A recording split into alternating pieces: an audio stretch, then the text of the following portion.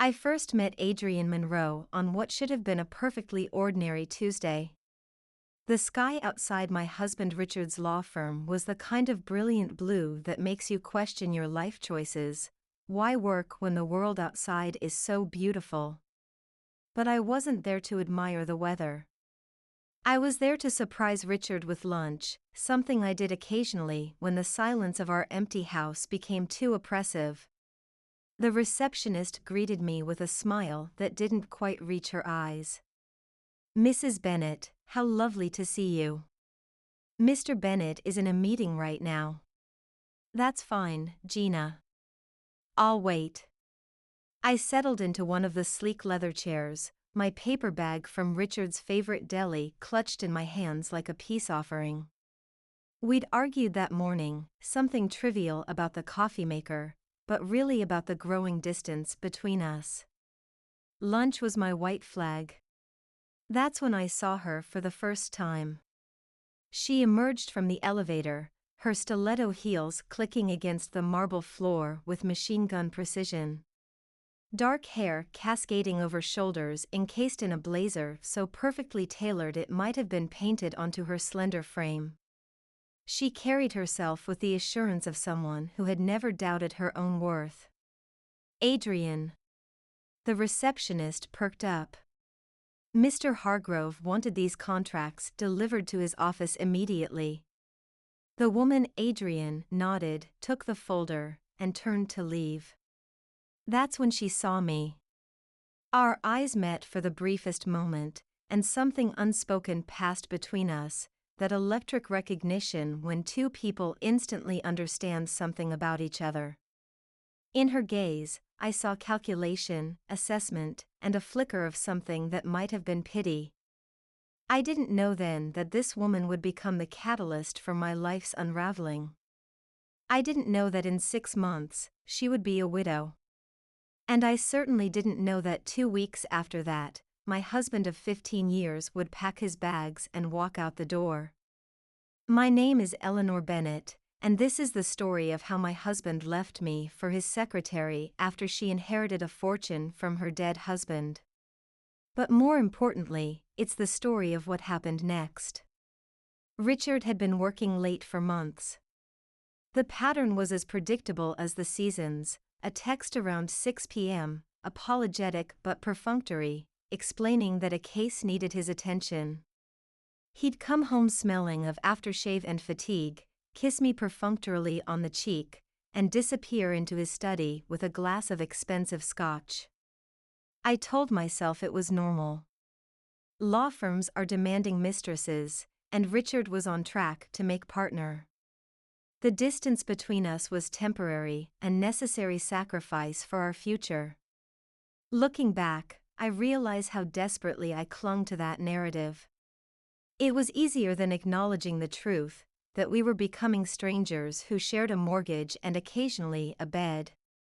The night everything changed, Richard came home earlier than usual. I was in the kitchen, chopping vegetables for a stir-fry I'd planned to leave in the refrigerator with a note, having assumed he'd be late again. "Eleanor." He stood in the doorway, his suit jacket slung over his shoulder, tie loosened. He looked exhausted but somehow animated, like a man who'd made a decision. "You're home early," I said, my knife pausing mid-chop. "Should I add more chicken?" "No, I'm not hungry." He stepped into the kitchen and poured himself a glass of water. "How was your day?"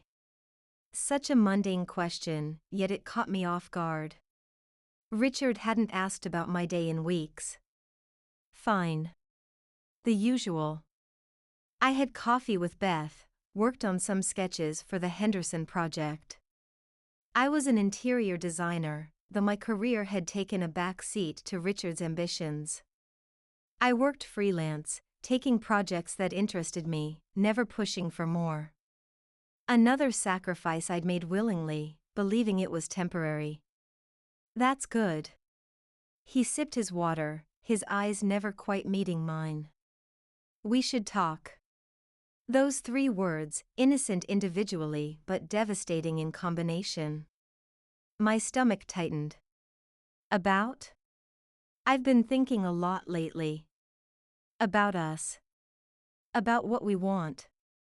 I set down the knife, my appetite evaporating. Richard, what's going on? He sat at the kitchen island, fingers drumming against the marble countertop I'd selected when we renovated 2 years ago. I'm not happy, Eleanor. I haven't been for a while. The words hung in the air between us, both surprising and not. Part of me had known, had sensed the growing chasm, but hearing it spoken aloud made it real in a way I wasn't prepared for. Is there someone else? The question escaped before I could stop it. His hesitation was answer enough. It's not that simple. Actually, it is. My voice remained steady, though my hands trembled slightly. Either there is or there isn't. Richard sighed, running a hand through his salt and pepper hair I'd once loved to touch but couldn't remember the last time I had.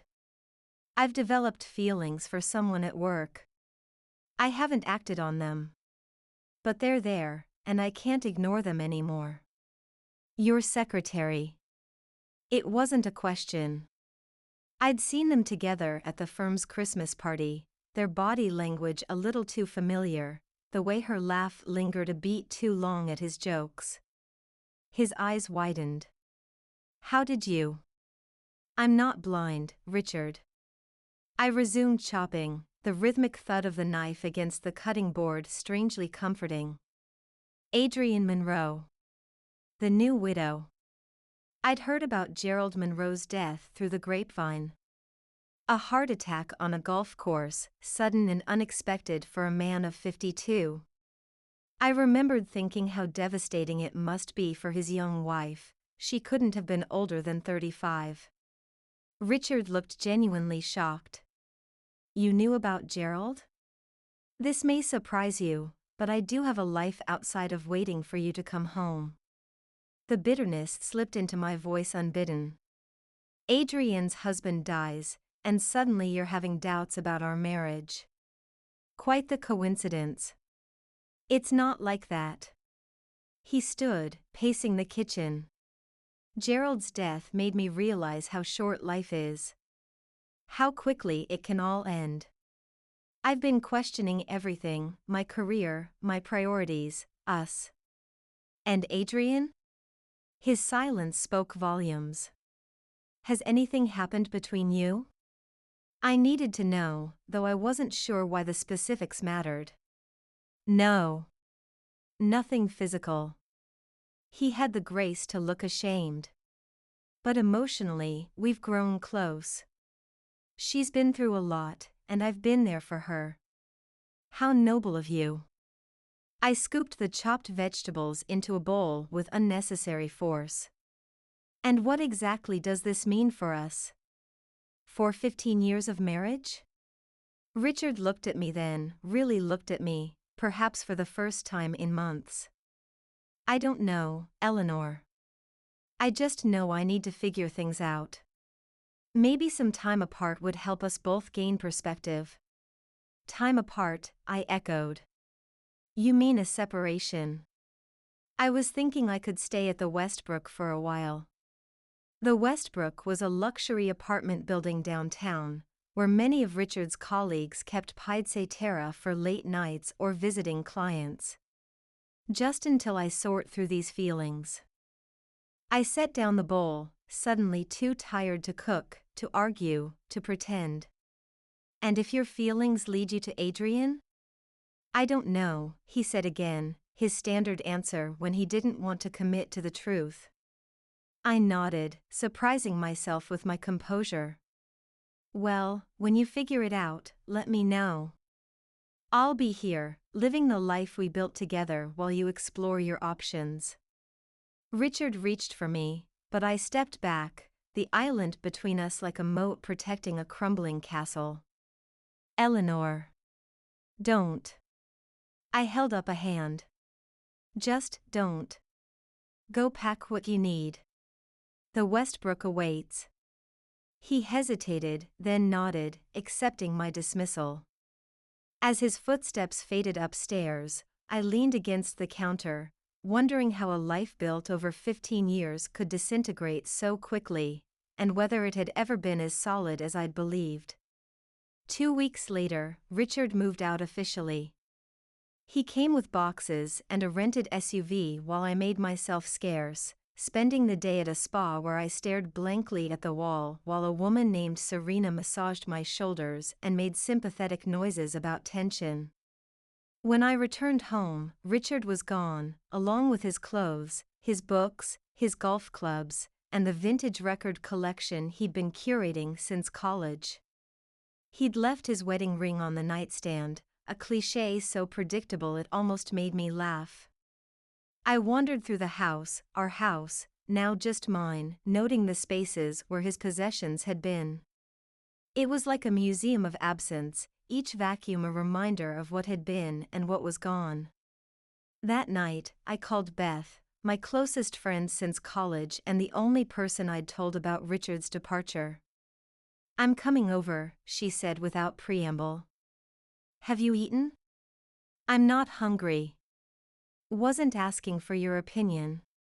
"I'll bring bagels." Beth arrived 40 minutes later, armed with a bag from my favorite deli and a determination to pull me out of the fog I'd been drifting through since Richard left.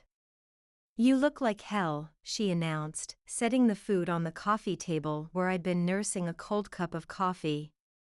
"Thanks. Always good to have confirmation." She pulled me into a fierce hug, the scent of her familiar perfume, something citrusy and clean, momentarily grounding me. "How are you really?" "Numb," I admitted. "I keep thinking I should feel something more, rage, despair, something. But it's just emptiness." Beth nodded, unpacking the bagels with methodical precision. "That's shock. The feelings will come later, and when they do, I'll be here with wine and tissues." I picked at a poppy seed bagel, not hungry but knowing Beth wouldn't leave until I'd eaten something. "Did you know?" "Know what?" "About Adrienne. The secretary. The widow." The words tasted bitter on my tongue. Beth hesitated, spreading cream cheese on her bagel with concentrated focus. "I'd heard rumors. Gerald Monroe was well known in financial circles. Tom had dealt with him a few times." Tom was Beth's husband, a financial advisor with a prestigious firm downtown. "When he died, there was talk about the estate. Apparently, he left everything to Adrienne." "Everything?" "Everything." Beth nodded, taking a bite. "The house in Beacon Hill, the summer place in Nantucket, the investment portfolio. Tom says it's worth at least $30 million, possibly more." The number hit me like a physical blow. I'd known Gerald was wealthy, anyone who lived in Beacon Hill was, but the scale was staggering. And Richard just happens to be reevaluating our marriage now. Men are predictable creatures. Beth's voice was gentle, but her eyes were hard. Richard always did have expensive tastes. It was true.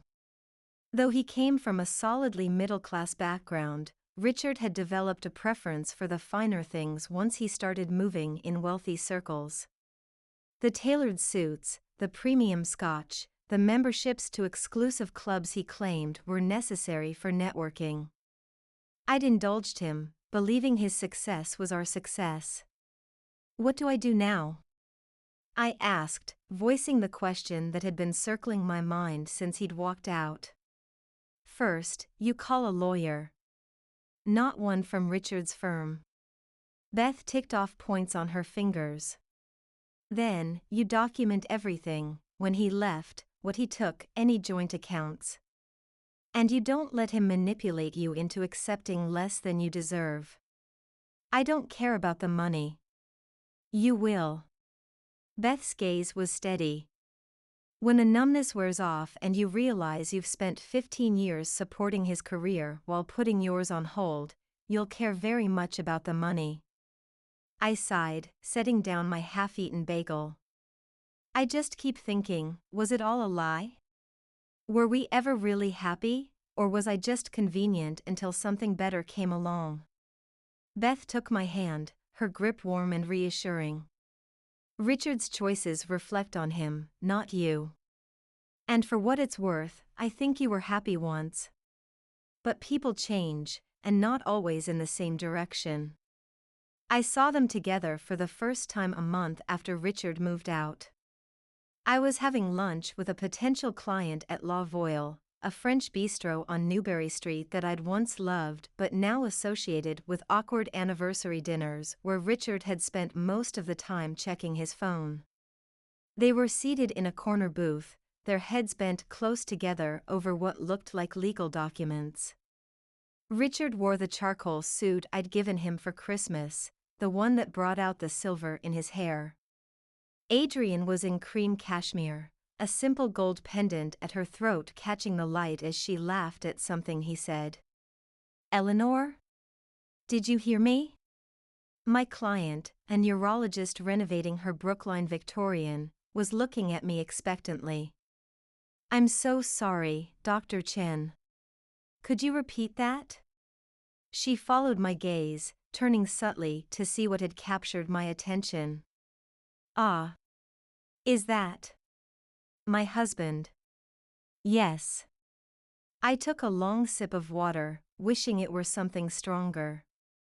Soon-to-be ex-husband, rather. Dr. Chen's expression was compassionate but not pitying, something I appreciated. These situations are always difficult. My first husband left me for his research assistant. I found out when I was asked to sign off on their grant proposal. The absurdity of it made me laugh, a genuine sound that surprised me. "What did you do?" "I signed it." She shrugged. "Then I took him for everything in the divorce and used the settlement to open my first practice." Sounds like sweet revenge. Not revenge. She corrected me gently. Justice. And the freedom to build a life on my own terms. As we returned to discussing color schemes and spatial flow, I was acutely aware of Richard and Adrienne in my peripheral vision. Their body language spoke of intimacy still new enough to be exciting, of shared secrets and private jokes. I wondered if he'd ever looked at me that way, with that specific mix of desire and adoration. As Dr. Chen left, I lingered at the table, suddenly unwilling to walk past my husband and his, what? Girlfriend? Mistress? Wealthy widow he'd conveniently fallen for? I was still deliberating when Richard looked up and saw me. His expression shifted from shock to guilt to a carefully composed neutrality in the span of seconds. He said something to Adrienne, who turned to look at me with undisguised curiosity. There was nothing for it now. I gathered my portfolio and bag, straightened my spine, and walked toward the exit, which unfortunately required passing directly by their table. "Eleanor." Richard half rose from his seat, a gesture of politeness that seemed hollow under the circumstances. "I didn't know you came here." "Evidently." I paused, forcing myself to smile. "Hello, Adrienne. I hope you're well." Up close, she was even more striking than I remembered. Flawless olive skin, eyes the color of good bourbon, delicate features that managed to look both sophisticated and youthful. She couldn't have been more than 35, a decade younger than me, and half a decade younger than Richard. "Mrs. Bennett." Her voice was low and melodic, her expression unreadable. "I'm sorry we're meeting under these circumstances." The apology, unexpected and seemingly genuine, knocked me off balance. I'd prepared for coldness, for smugness, for the satisfaction of a woman who'd won a contest I hadn't known I was in. I hadn't prepared for apparent sincerity. Yes, well. Life is full of surprises. I shifted my gaze to Richard, who had the grace to look uncomfortable. The chin project is moving forward.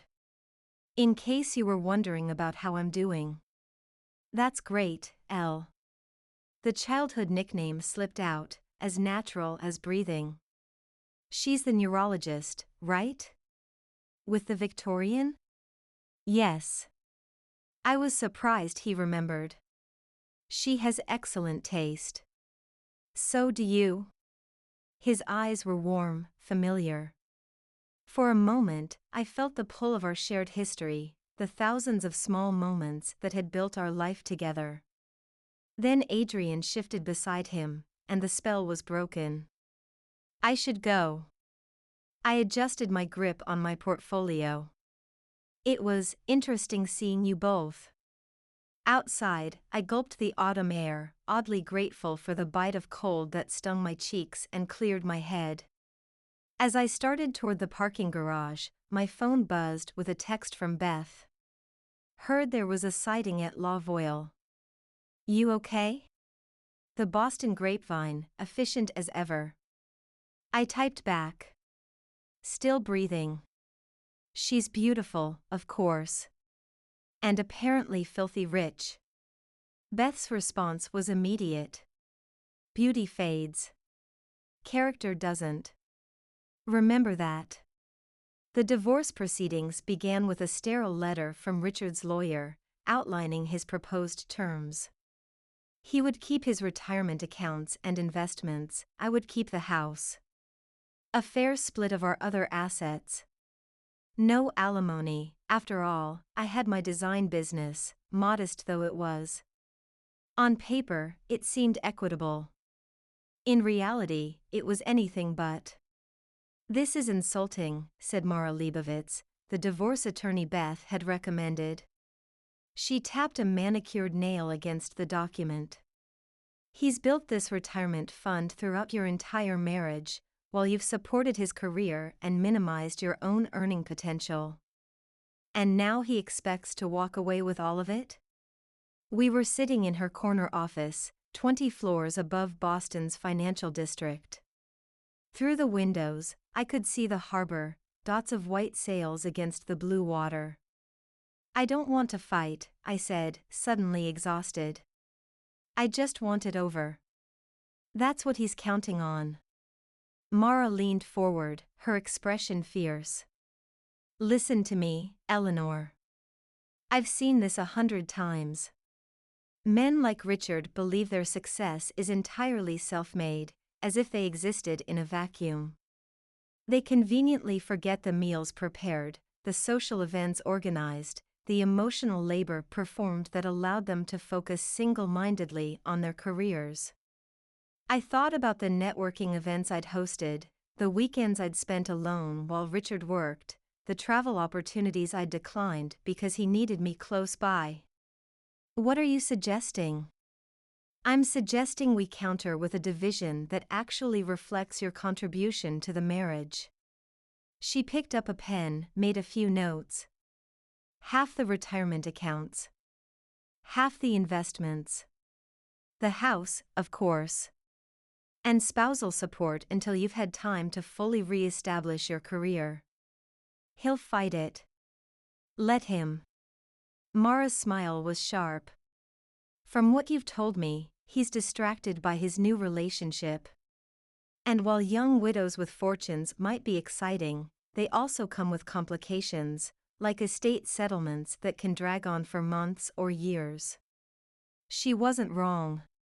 According to Beth's financial grapevine, Gerald Monroe's family was contesting portions of his will, claiming undue influence.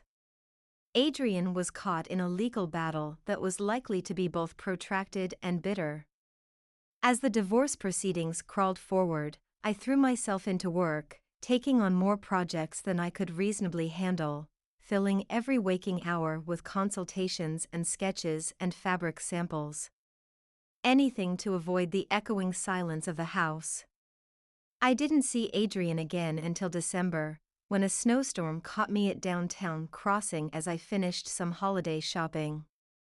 I ducked into a cafe to wait it out, ordered a peppermint mocha I didn't really want, and found a small table near the window to watch the snow transform the city into a fairy tale.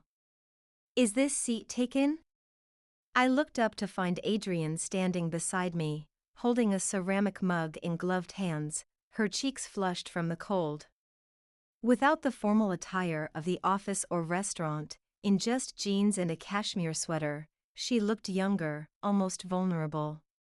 "Please," I gestured to the empty chair, more out of ingrained politeness than any desire for company. "It's crowded." She sat, removing her gloves and wrapping her hands around the mug for warmth. "Thank you. I wasn't expecting to see you here." "Likewise." I took a sip of my mocha, too sweet and artificial. "Holiday shopping?" She nodded, indicating a small collection of bags at her feet. "Just a few things. For family." The hesitation was slight but noticeable. I wondered if she was thinking about Richard, if they were spending Christmas together in her Beacon Hill mansion while I rattled around my suburban home alone. "How are you, Eleanor?" The question seemed genuine, her gaze direct and unflinching. "Managing," I said, opting for honesty over social niceties. "And you?" "I understand Gerald's family is contesting the will." If she was surprised by my knowledge, she didn't show it. "Yes. His siblings believe I manipulated him into changing his estate plan after we married." "Did you?" A smile flickered across her face, not reaching her eyes. "No. Gerald changed his will because he wanted to, not because I asked." But perception often matters more than truth in these situations. I nodded, understanding all too well. "Like the perception that you pursued my husband after inheriting a fortune." She set down her mug, her expression careful. "I didn't pursue Richard." "But you didn't discourage him either." "No," she admitted. "I didn't." We sat in silence for a moment, the cafe bustling around us, holiday music playing softly over the speakers. "I love Gerald," she said suddenly, her voice low enough that I had to lean forward to hear her. "He was 20 years older than me, and everyone assumed I married him for his money, but I loved him. When he died, I was devastated." "I'm sorry for your loss," I said automatically, then realized I meant it. Whatever had happened with Richard, grief was grief. Richard was kind to me during that time. He helped with the legal aspects of Gerald's death, spent hours explaining probate and inheritance tax. She traced the rim of her mug with a fingertip. "He was there when no one else was." "He's good at that," I acknowledged. "Being there when it counts. Until it doesn't count anymore." Adrienne looked at me then, really looked at me, her amber eyes surprisingly compassionate. "I think he loves you, Eleanor. In his way. His way isn't enough anymore." I gazed out at the snow, falling faster now, blanketing the city in clean white. "Maybe it never was." She nodded, understanding in her expression. "For what it's worth, I never intended to come between you. But I can't apologize for the relationship we've developed." "I wouldn't expect you to."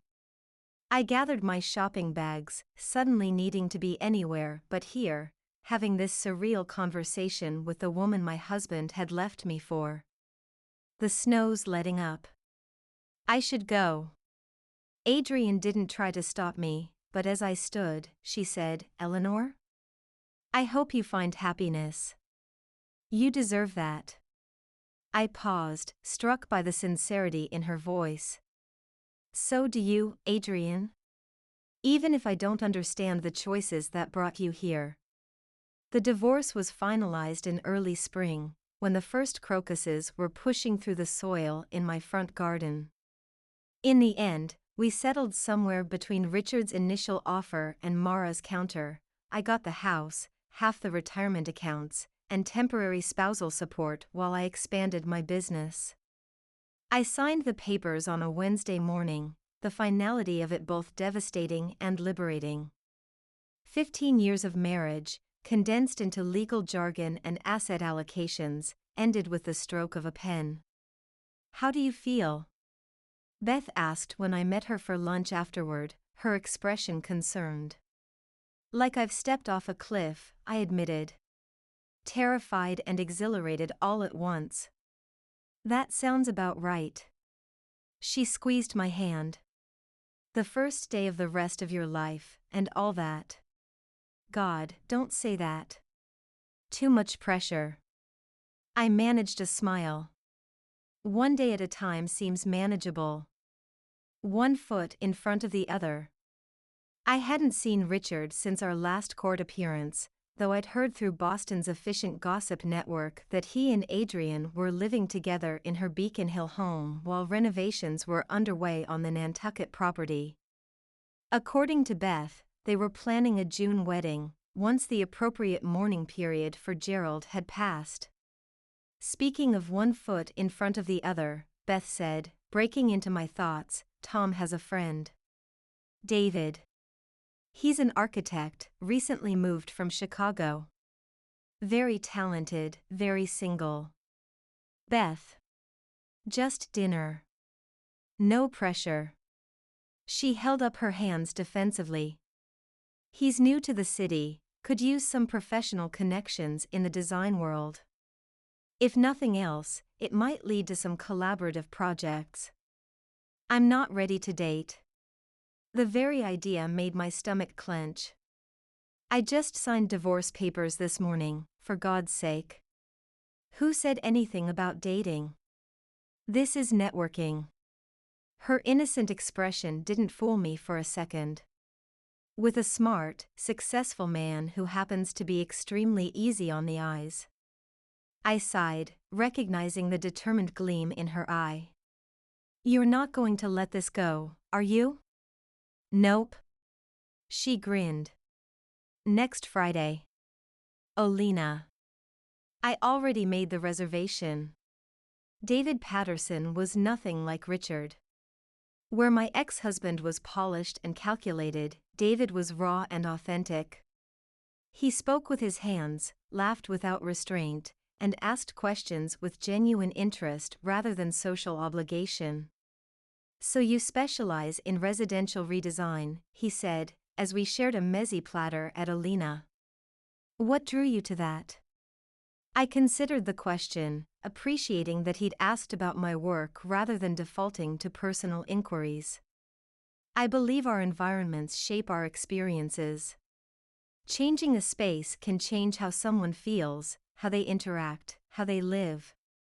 Transformation through design." He nodded, understanding in his eyes. "That's powerful work. What about you?"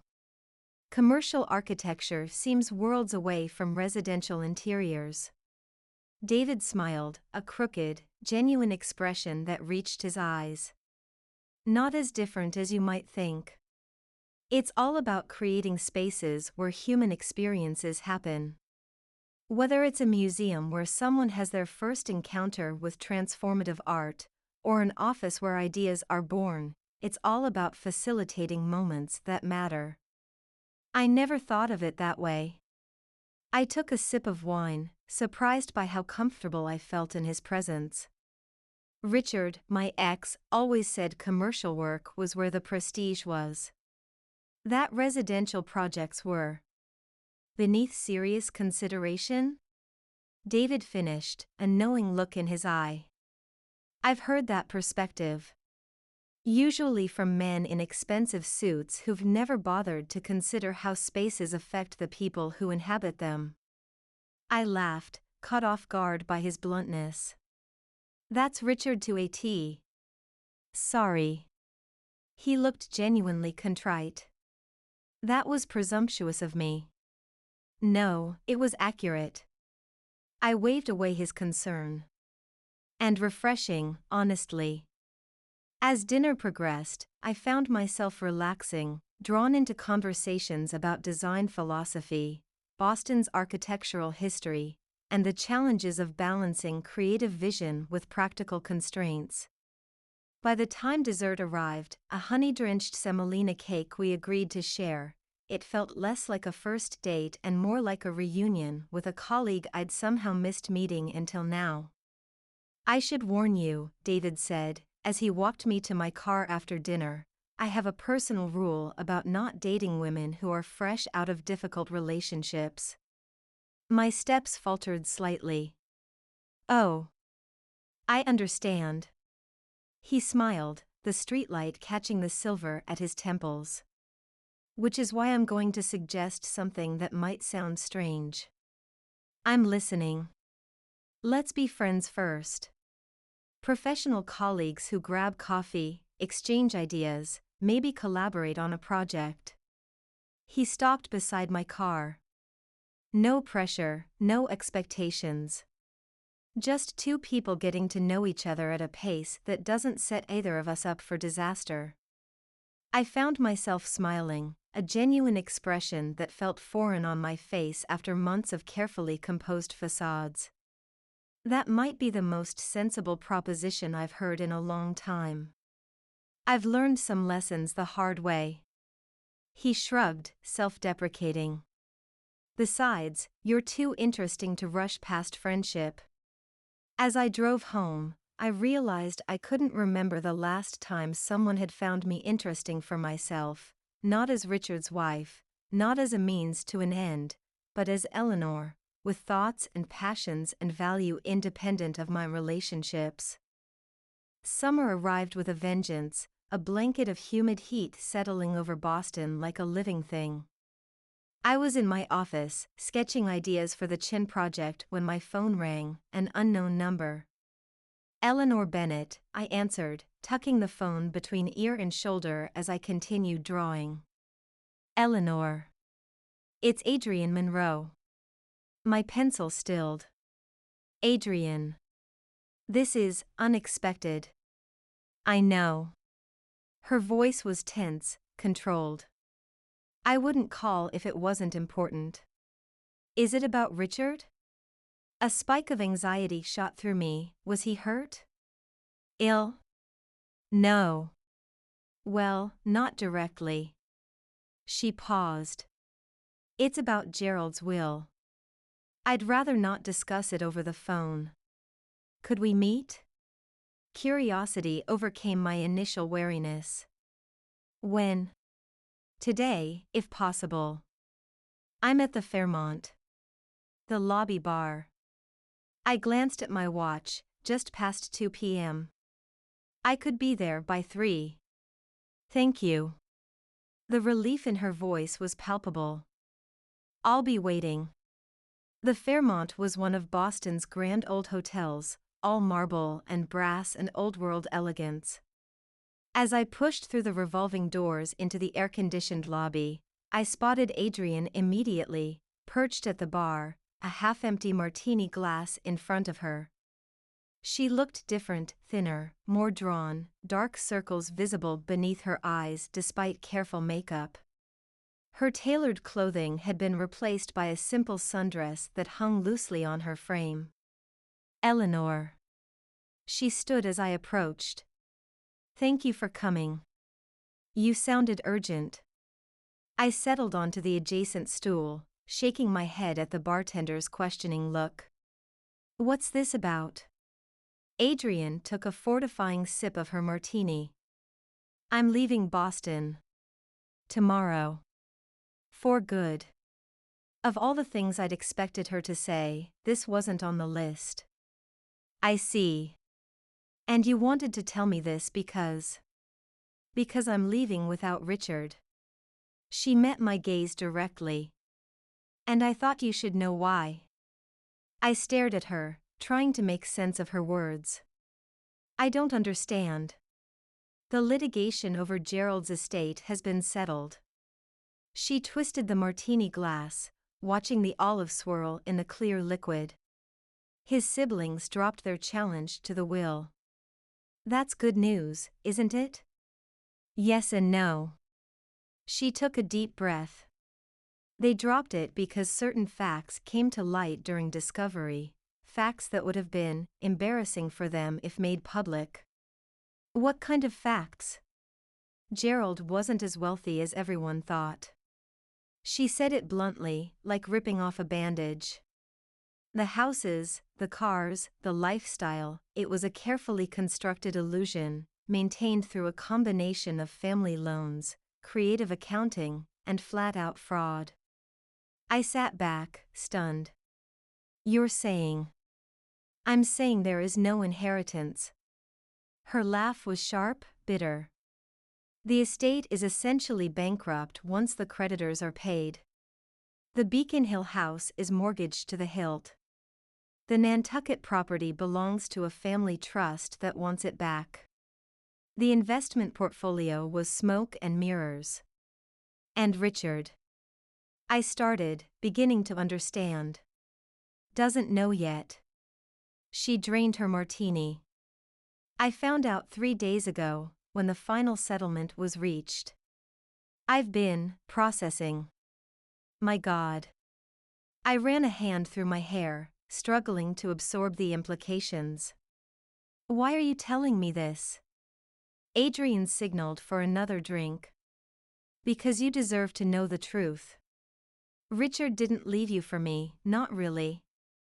He left you for what he thought I represented: wealth, status, access to a world he's always coveted but never truly belonged to.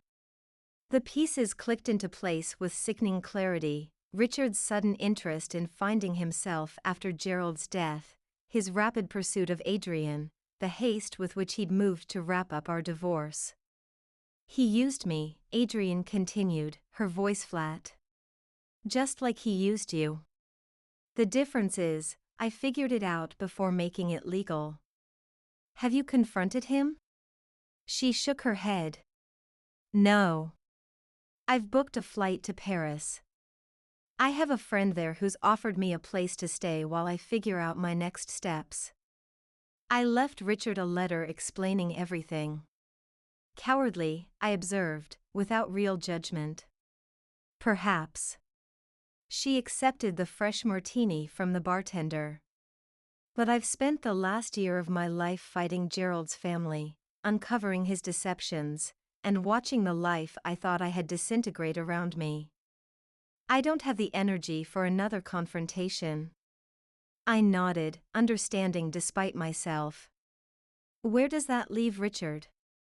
In the Beacon Hill house that will be foreclosed on within 60 days. There was a touch of vindictive satisfaction in her tone. With a closet full of custom suits and a membership to the Commonwealth Club he can't afford to maintain. He'll land on his feet. I'd known Richard long enough to be certain of that. He always does. Probably. Adrienne sipped her fresh drink. But he'll do it without either of us to support him. We sat in silence for a moment, two women connected by the same man, by parallel betrayals, by a strange, reluctant understanding. Why did you stay with Gerald? I asked finally. If you knew he was living beyond his means, creating this illusion? I didn't know at first. She traced a finger through the condensation on her glass. By the time I figured it out, I loved him too much to leave. And part of me hoped I could help him fix things, create a more authentic life. But he died before that could happen. Heart attack on the 9th hole at his overpriced country club. Her smile was sad. Poetic, in a way. I considered her words, feeling an unexpected wave of sympathy for this woman I'd once resented so deeply. What will you do in Paris? Start over.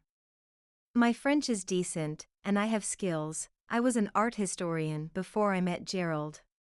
She straightened her shoulders, a flash of determination breaking through the fatigue. I'll be okay. Yes, I said, surprising myself with my certainty. I think you will. Adrienne finished her drink and gathered her purse. I should go. I have packing to finish. As she stood to leave, I found myself saying, "Adrienne? Thank you for telling me." She paused, her expression softening. "You know what the strangest part is? In another life, under different circumstances, I think we might have been friends." "I had the same thought once," I admitted. She smiled, a genuine expression that transformed her face. "Good luck, Eleanor. Build something beautiful." I watched her walk away, her slender figure disappearing through the revolving doors into the summer heat. I sat for a long time afterward, processing our conversation and the bizarre twist of fate that had brought us to this moment. My phone buzzed with a text from David. "Coffee tomorrow? I have sketches for the community center that could use your eye." I smiled as I typed back. "Make it 1 p.m. I have a feeling tomorrow morning might bring some drama." His response was immediate. "Mysterious. I like it. 1 p.m. at Thinking Cup. Can't wait to hear the story." As I left the hotel, stepping into the wall of summer heat, I felt lighter somehow, as if a weight I hadn't fully acknowledged had been lifted. Richard's betrayal had shattered the life I thought I wanted, but from the fragments, I was beginning to build something new, something that was entirely my own. The next morning, Richard called 9 times before I answered. "She's gone," he said without preamble, his voice tight with anger and disbelief. "Left a fucking letter and disappeared." "Good morning to you too, Richard." I cradled my coffee mug, watching a cardinal flit between branches in my garden. "Did you know about this? Did she talk to you?" I considered lying, then decided against it. "Yes. She came to see me yesterday." "And you didn't think to warn me?"